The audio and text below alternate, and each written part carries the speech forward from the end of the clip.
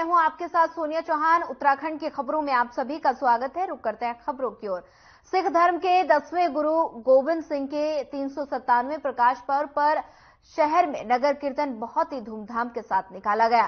नगर कीर्तन शिवपुरी से होते हुए गुरुद्वारा साहिब बाजपुर पहुंचा। आपको बता दें कि गुरु गोविंद सिंह का जन्मदिन पौष माह के शुक्ल पक्ष की सप्तमी को प्रतिवर्ष मनाया जाता है। नानक शाही कैलेंडर के आधार पर इसकी गणना की जाती है। वहीं जानकारी के अनुसार गुरु गोविंद सिंह का जन्म सन 1666 में पटना में हुआ था। और बता दें कि कीर्तन गुरुद्वारा शिवपुरी से प्रारंभ होकर मुख्य बाजार से होते हुए गुरुद्वारा बाजपुर में संपन्न हुआ।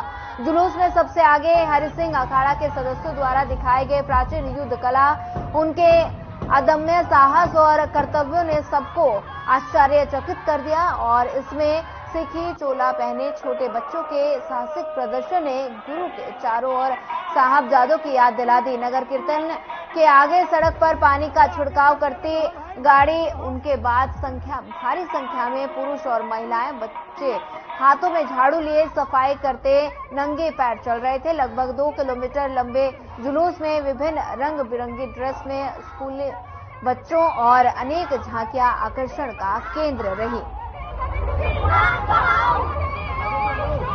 नगर कीर्तन की बादशाह दरवेश गुरु गोविंद सिंह महाराज के अवतार दिहाड़े की पूरे संसार को बधाई देता हूँ। ये बहुत अच्छा पर्व है और बाजपुर में की संगत का बहुत बढ़िया उपराला है सभी का। और ये गांव शिवपुरी से आरंभ होकर के बेरिया रोड से होते हुए सीधा भगत सिंह चौक से होते हुए बाजपुर गुरुद्वारा संसभा में पहुंच रहा है।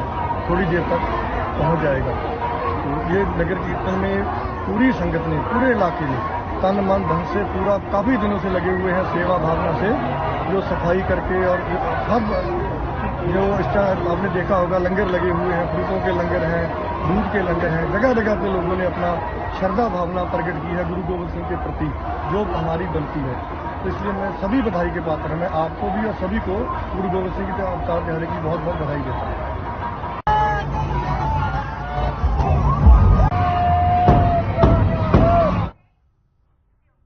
उत्तराखंड प्रदेश कांग्रेस अध्यक्ष करण माहरा के आह्वान पर प्रदेश भर की सभी जिला, महानगर, ब्लॉक और नगर कांग्रेस कमेटी की ओर से 17 जनवरी को दिवंगत अंकिता भंडारी को समर्पित 3 दिवसीय अंकिता भंडारी को न्याय 2 यात्रा का आगाज हो चुका है। और कांग्रेस ने हाथी बड़कला चौक से गांधी पार्क तक अंकिता भंडारी को न्याय 2 यात्रा निकाली, जिसमें उत्तराखंड के पूर्व मुख्यमंत्री हरीश रावत, नेता प्रतिपक्ष यशपाल आर्य, प्रदेश कांग्रेस महिला अध्यक्ष ज्योति रौतेला समेत तमाम नेताओं और कार्यकर्ताओं ने भाग लिया। और इस दौरान कांग्रेस के नेताओं ने कहा कि अंकिता प्रकरण में शामिल वीआईपी और रिजॉर्ट में तोड़फोड़ कराने वालों का नाम उजागर करने के बावजूद बेटी बचाओ बेटी पढ़ाओ का नारा बुलंद करने वाली राज्य सरकार द्वारा कोई कार्रवाई नहीं की गई।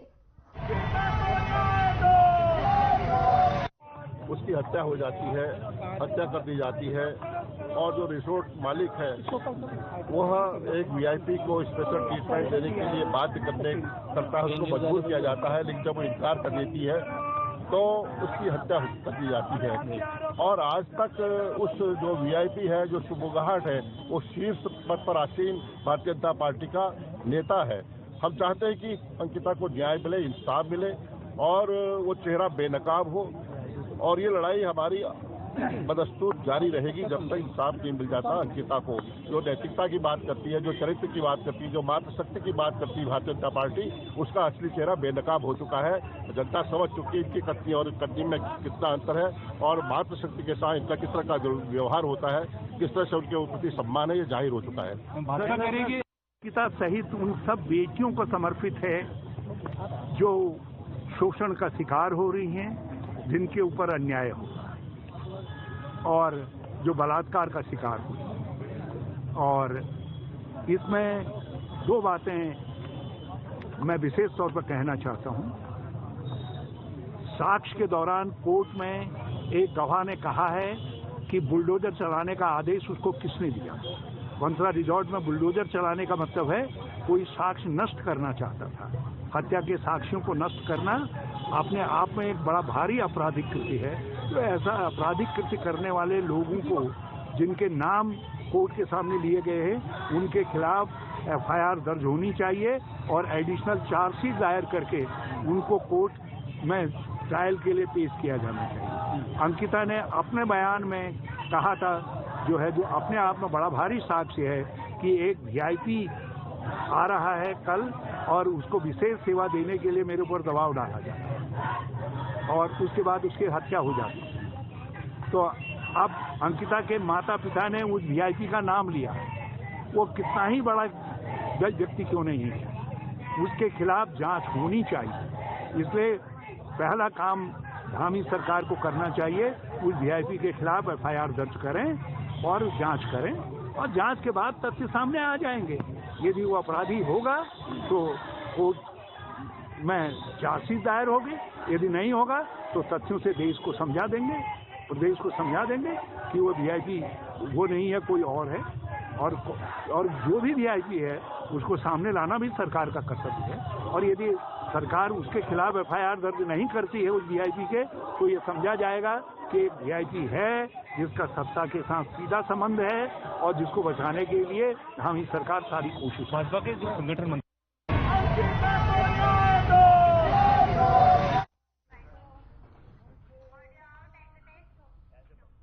हरिद्वार में कांग्रेस ने अंकिता भंडारी प्रकरण को लेकर न्याय यात्रा निकाली। ऋषिकुल चौक से शंकर आश्रम चौक तक निकाले गए मार्च में कांग्रेसी नेता काफी आक्रामक दिखे। विरोध प्रदर्शन के दौरान राज्य सरकार के खिलाफ जमकर नारेबाजी भी की गई। हरिद्वार कांग्रेस के नेताओं ने मांग की है कि अंकिता भंडारी प्रकरण की हाई लेवल जांच होनी चाहिए और दोषियों को कड़ी से कड़ी सजा दी जानी चाहिए।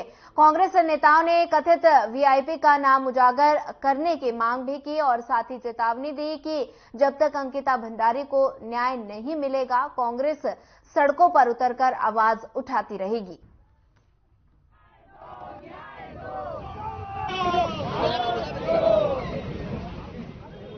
लगातार कांग्रेस अब पहले से कह चुके हैं, ऐसे लोगों के खिलाफ निरंतर सड़कों पर उतरती रहेगी जब तक कि अंकिता भंडारी को न्याय ना मिल जाए। इसी कड़ी में ये दिन रात जब भी पार्टी का आदेश होगा तभी न्याय यात्रा निकाली जाएंगी।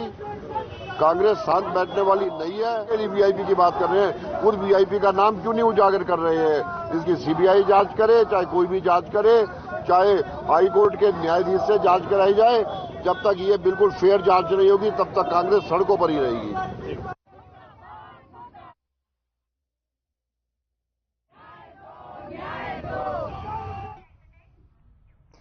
कांग्रेस के लोकसभा प्रभारी गणेश गोदियाल समेत तमाम कांग्रेस के दिग्गज नेता न्याय पदयात्रा में शामिल। देश के चर्चित अंकिता भंडारी हत्याकांड में कांग्रेसी फिर सड़क पर उतर गए और कांग्रेसियों ने अंकिता भंडारी न्याय पदयात्रा ऋषिकेश में निकाली है। न्याय पदयात्रा रेलवे रोड स्थित कांग्रेस भवन से शुरू होकर त्रिवेणी घाट स्थित गांधी स्तंभ पर पहुंचकर खत्म हुए। इस दौरान कांग्रेस के लोकसभा प्रभारी गणेश गोदियाल समेत तमाम कांग्रेस के दिग्गज नेता न्याय पदयात्रा में शामिल हुए। कांग्रेसियों ने धामी सरकार के खिलाफ नारेबाजी करते हुए प्रदर्शन किया। आरोप लगाया कि घटना के 1.25 साल बीतने के बाद भी सरकार ने आज तक वीआईपी का नाम उजागर नहीं किया।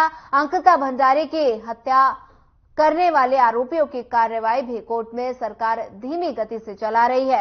इसका केवल यही मकसद है कि मामला ठंडा बस्ते में चला जाए और सरकार आरोपियों को बचा सके। कांग्रेस लोकसभा प्रभारी गणेश गोदियाल ने कहा कि उनकी पार्टी धामी सरकार के मंसूबों को सफल नहीं होने देगी। जब तक पहाड़ की बेटी अंकिता को न्याय नहीं मिलता, कांग्रेस समय समय पर सड़क पर उतरकर अपना विरोध प्रदर्शन करती रहेगी। हमारे संगठन महामंत्री सभी को ज्ञात है कि हमारे राष्ट्रीय नेता आदरणीय राहुल गांधी जी मणिपुर से लेकर मुंबई तक ये भारत जोड़ो न्याय यात्रा का ये चरण उन्होंने शुरू किया है, जो कि भारत जोड़ो यात्रा का दूसरा चरण है। उसमें उन्होंने संदेश दिया कि पूरे देश में जहां जहां लोगों को सरकारों से न्याय की उम्मीद हो और सरकारें जानबूझकर अन्याय कर रही हों, अपनी आवाज को बुलंद करिए। आज की हमारी ये महानगर कांग्रेस कमेटी ऋषिकेश की ये पदयात्रा ये उसी यात्रा का एक छोटा सा रूप है और उसी यात्रा को समर्पित है कि यहाँ की सरकार जानबूझकर अंकिता भंडारी के हत्यारों को बचा रही है। किसी व्यक्ति का दुर्घटनाग्रस्त हो जाना बहुत ही दुखद है, लेकिन सरकारों का किसी अपराधी को बचाना ये उससे भी बहुत बड़ा निंदनीय है और ये तो बहुत ही दुखद सरकारों के द्वारा कृत्य किया गया है। तो इसलिए आज जबकि अंकिता भंडारी की मां ने विलाप करते करते इस बात को, एक व्यक्ति के नाम को उजागर किया और उसके बावजूद उत्तराखंड की पुलिस सरकार की वकील बनकर सामने आ रही है, तो ऐसे में ये और भी ये प्रश्न महत्वपूर्ण हो जाता है। हमारा एक कर्तव्य हमें आह्वान कर रहा है कि हम घरों से निकलें और अंकिता भंडारी के लिए लड़ाई लड़ें। उत्तराखंड की पुलिस का ये कहना कि अंकिता भंडारी की मां जो भी साक्ष्य हैं वो दें, ये बहुत ही हास्यास्पद है, बचकाना बयान है। साक्ष्य तो अंकिता भंडारी की मां ने तो संदेह बताया है और उस व्यक्ति की जांच का काम पुलिस का है। पुलिस को जांच करके साक्ष्य जुटाने हैं। हम सीधे सीधे पुलिस को ये बता रहे हैं कि जिस व्यक्ति का नाम अंकिता भंडारी की मां ने लिया है, उस व्यक्ति के फोन कॉल, उस व्यक्ति के व्हाट्सएप पे जितने भी बातें होती हैं उस दौरान, उस व्यक्ति के और भी कोई संपर्क के माध्यम हो, उन माध्यमों से जो अभियुक्त हैं उनके साथ क्या क्या बात हुई, वो सरकार को जांच करनी चाहिए। और अगर सरकार उसको जांच करेगी और उसमें नहीं आएगा तो सीधी बात है भाई, वो नहीं होंगे फिर। लेकिन सरकार को जांच करने में क्या दिक्कत है? दूसरी बात है, ये जांच भरोसा कैसे किया जाए? क्योंकि आजकल आप जानते हैं कि जब केंद्र में बैठे हुए लोग 70,000 करोड़ के आरोपियों को फूलमाला पहनाकर अपने दल में शामिल कर रहे हो, ऐसे में क्या भरोसा किया जाए कि ये लोग किसी की जांच सही करेंगे कि नहीं करेंगे? इसलिए हमने मांग की है कि इसकी जांच सीबीआई करे और सीबीआई भी सिटिंग जो न्यायाधीश हो हाई कोर्ट के, सुप्रीम कोर्ट के, उनकी देखरेख में करें, तो फिर इस पर विश्वास किया जा सकता है। तो इनकी जांच की जानी चाहिए और अगर ये जांच नहीं करते हैं तो ये माना जाएगा कि जो अंकिता भंडारी की माता ने नाम लिया है, सरकार उस नाम से डर गई है क्योंकि वो उनके संगठन के एक बड़े व्यक्ति हैं और सरकार उनकी कोई जांच नहीं कर रही है। सरकार को इसमें आगे आकर जांच करने की आवश्यकता है। आगे निकाय चुनाव और लोकसभा चुनाव में क्या ये मुद्दा रहेगा कांग्रेस के लिए? देखिए, इस मुद्दे के पीछे राजनीति करना हमारा मकसद नहीं है, लेकिन राजनीति के साथ साथ हम सामाजिक लोग भी हैं, इसलिए हमारे समाज की रक्षा करने के लिए हमारे दायित्व हमारा आह्वान कर रहे हैं और उस आह्वान के बल पर ये जो ताकत, ये जो आवाज मजबूती के साथ निकल रही है, इसके पीछे उस आह्वान की शक्ति है, इतने लोगों की शक्ति है। तो वो शक्ति हमें आंदोलित कर रही है कि हम इसके लिए मजबूर हों कि सरकार जो कुछ कर रही है ठीक नहीं कर रही है, सरकार इसकी जांच करे और अपराधियों को सजा दे। जन के बीच नहीं जा रहे हैं, अगर हम जन की आवाज नहीं उठा रहे हैं, अगर हम ऋषिकेश के पूर्व एसडीएम शैलेंद्र सिंह नेगी ने अपना नगर आयुक्त का नया पदभार ग्रहण कर लिया।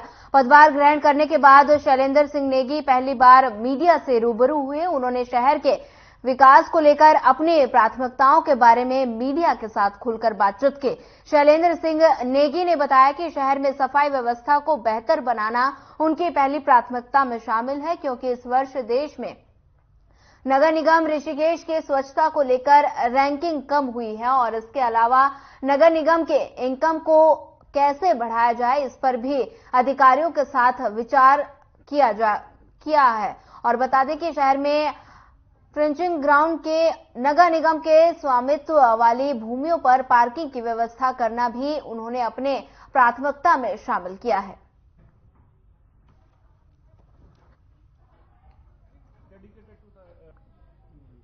जिसमें कि स्वच्छता एक बहुत बड़ा विषय है, इसको लेकर के बहुत संवेदनशील रहेंगे और ऐसा काम करेंगे कि सफाई में ये जो है, जो हमारा रैंकिंग है, ये भी सुधरे और शहर की एक अलग ही छवि दिखाई दे। दूसरा, हम लोग जो यहाँ पर गंगा नगरी के रूप में इसकी एक प्रतिष्ठित छवि है शहर की और एक ऐतिहासिक शहर के रूप में जाना जाता है।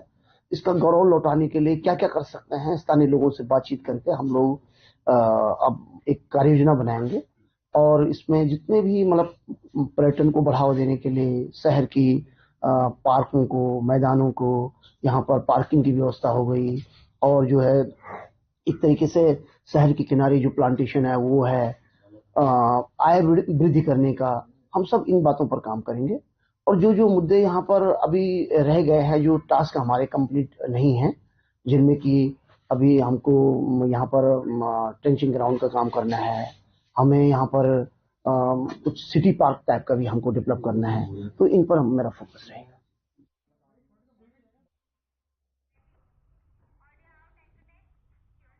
राष्ट्रीय ग्राम स्वराज अभियान के तहत पंचायत प्रतिनिधियों और कार्मिक का 3 दिवसीय प्रशिक्षण कार्यक्रम जन मिलन केंद्र मदनापुर में किया जा रहा है और 3 दिवसीय अभियान में मास्टर ट्रेनर दर्शन सिंह, नरोत्तम सिंह और शिव कुमार के द्वारा प्रशिक्षण दिया जा रहा है। प्रशिक्षण में जो बिंदु पर चर्चा की जा रही है, ग्राम पंचायत माफ कीजिएगा ग्राम प्रधान, ग्राम वार्ड सदस्य के अलावा आंगनबाड़ी कार्यकर्ता, आशा कार्यकर्ता ने प्रशिक्षण में भाग लिया। इस दौरान मास्टर ट्रेनर दर्शन सिंह ने कहा कि सरकार का यहां प्रशिक्षण कार्यक्रम है और सरकार के द्वारा किए गए कार्यों को आम जनमानस तक पहुंचने का लक्ष्य है। और इस दौरान ग्राम प्रधान सुंदरगिरी गोस्वामी ने कहा कि इस तरीके का कार्यक्रम बीच में होना चाहिए और इससे लोगों को लाभ मिलता है।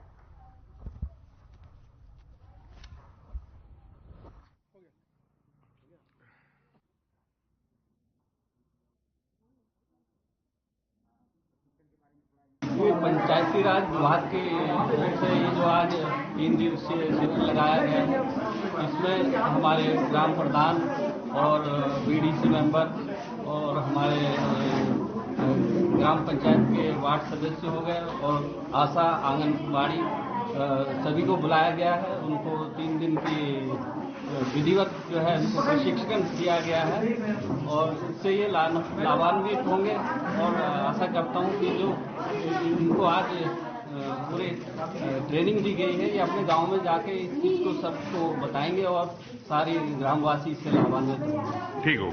उसमें बहुत सारी चीजें ऐसी हैं कि जिसके बारे में हमको ज्ञान नहीं था और कुछ हमने इसके बारे में पता लगा कि इन चीज़ों से भी ये सारी चीज़ें मिल सकती हैं करके बहुत सारी नॉलेज हमें इससे मिली है। क्या नाम है आपका? मेरा नाम ममता पानू, मैं आशा कार्यकर्ती हूँ पुला ग्राम सभा से। ठीक।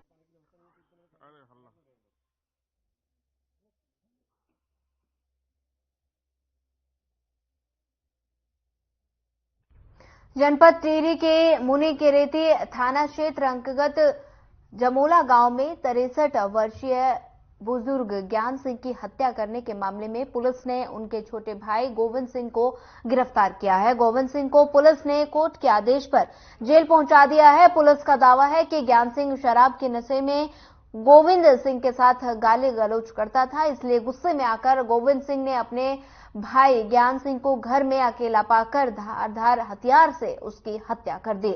घटना के बाद गोविंद सिंह पुलिस से बचने के लिए मौके से फरार हो गया था। टिहरी के एसएसपी नवनीत सिंह ने बताया कि इंस्पेक्टर रितेश शाह और एएसआई योगेश पांडे की टीम ने हत्या में इस्तेमाल वसूली बता दें कि खून से लथपथ कपड़े और लकड़ी के फट्टे बरामद किए।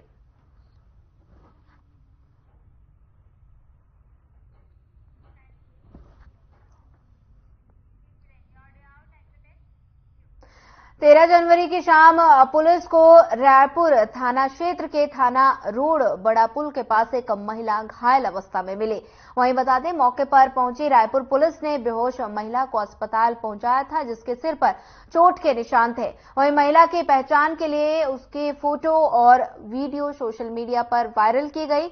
एसएसपी अजय सिंह ने जानकारी देते हुए बताया कि पोस्ट देखकर हरिद्वार में घायल महिला की बहन काव्या ने पुलिस से संपर्क किया और दून अस्पताल पहुंची, जिसने महिला की पहचान अपनी बड़ी बहन तानिया के रूप में की। और बता दें ज्वालापुर रहती थी और एसएसपी ने बताया कि महिला का सीटी स्कैन किया गया तो पता चला कि महिला के सिर पर गोली फंसी है। एसएसपी ने बताया कि महिला के पति का नाम शुभम है और महिला तानिया और शुभम ने 2020 में लव मैरिज की थी, जिससे दोनों परिवार खफा थे।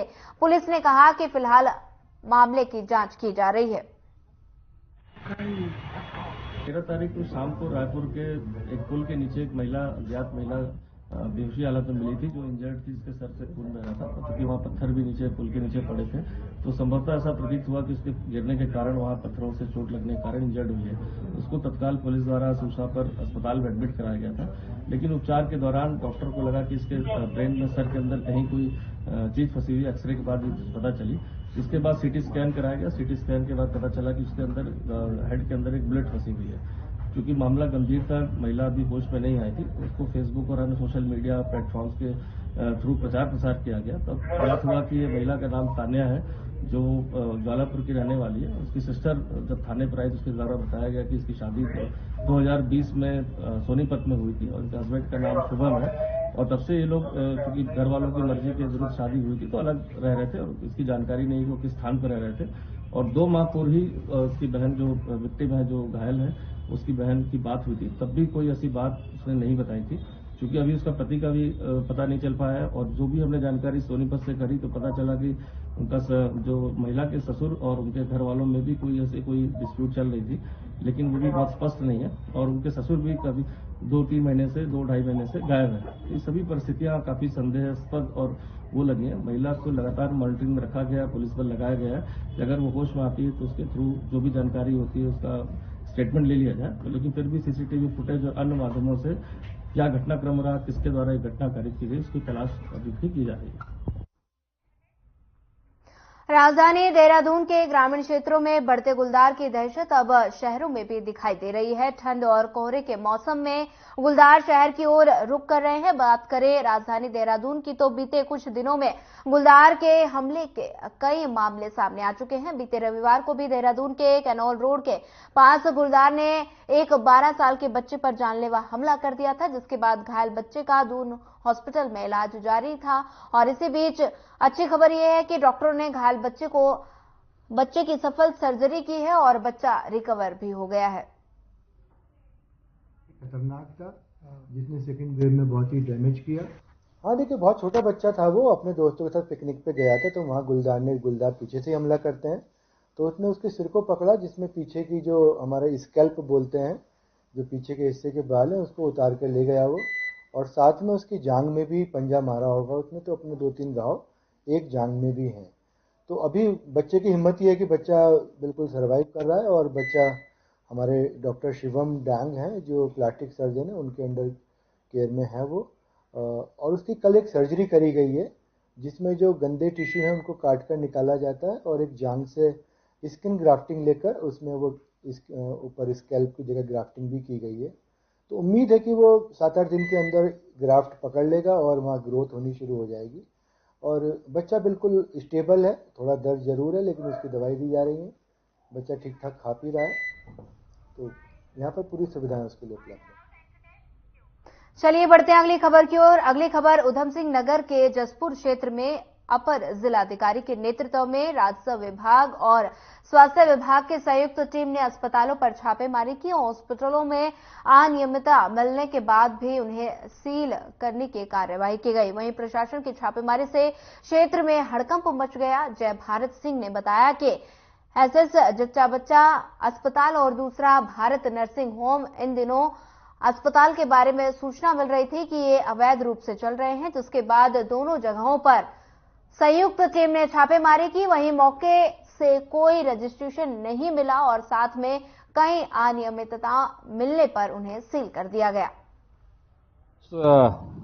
जच्चा बच्चा अस्पताल है और दूसरा मेरे पीछे देख रहे हैं भारत नर्सिंग होम।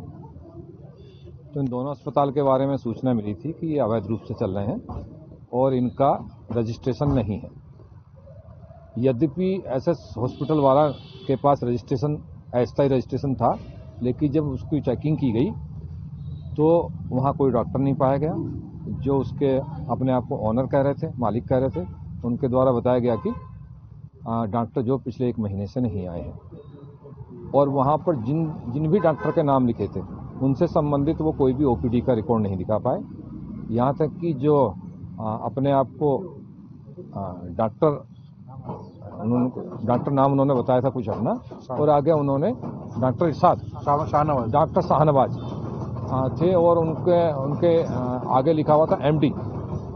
लेकिन जब मैंने पूछा कि आप अपनी डिग्री दिखाइए तो उन्होंने बताया कि ये तो मैंने MD लिख दिया, मैं इंटरमीडिएट पास हूँ। तो आप इसकी गंभीरता समझ सकते हैं। और एक ये जो आप जो पीछे दूसरा अस्पताल है, इसको सीलिंग की कार्रवाई की जा रही है। पहले वाला अस्पताल हम सील कर चुके हैं। हमारे साथ में MOIC हैं जसपुर वाले, SDM साहब हैं यहाँ के, तहसीलदार मैडम है यहाँ की, ये पूरी टीम के साथ इसमें कार्रवाई की गई है। तो जो अस्पताल ये देख रहे हैं, इसके ये बेसमेंट में भी, इसका मुख्य हिस्सा बेसमेंट में है, और ऊपर वाले हिस्से में देखने के बाद हमें वहाँ कुछ अभिलेख नजर नहीं आए। तो अचानक हमने इनको कहा कि ये इसका शटर खोलकर दिखाइए। इन्होंने आनाकानी की, तो फिर शटर जबरन खुलवाया गया। तो अंदर यहाँ मेडिसिन भी है और OPD के कुछ कागज इनसे मिले हैं। इनके द्वारा कल परसों तक मरीजों को देखा गया है। और जिन डॉक्टर का नाम इन्होंने बताया, इनके पास कोई रजिस्ट्रेशन नहीं, इन्होंने अप्लाई किया है। जो डॉक्टर है, मेरी उनसे बात हुई है, वो राजस्थान में है। डॉक्टर के राजस्थान में होते हुए OPD किस प्रकार चल रही है, इसका जवाब नहीं दे पाए।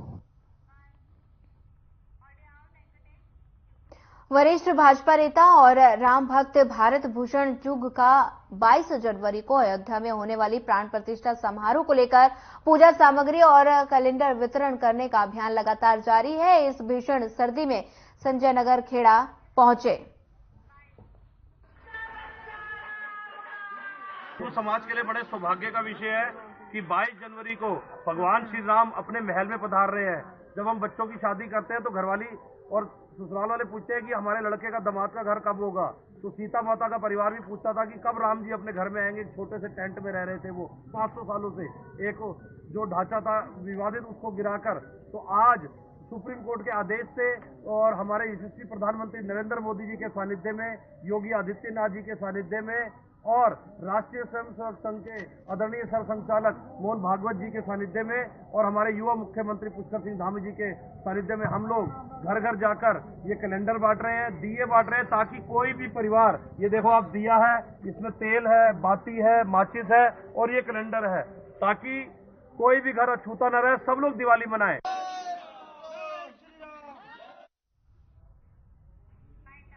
फिलहाल इस बुलेटिन में इतना ही। ज्यादा खबरों के लिए बने रहिए हमारे साथ। नमस्कार।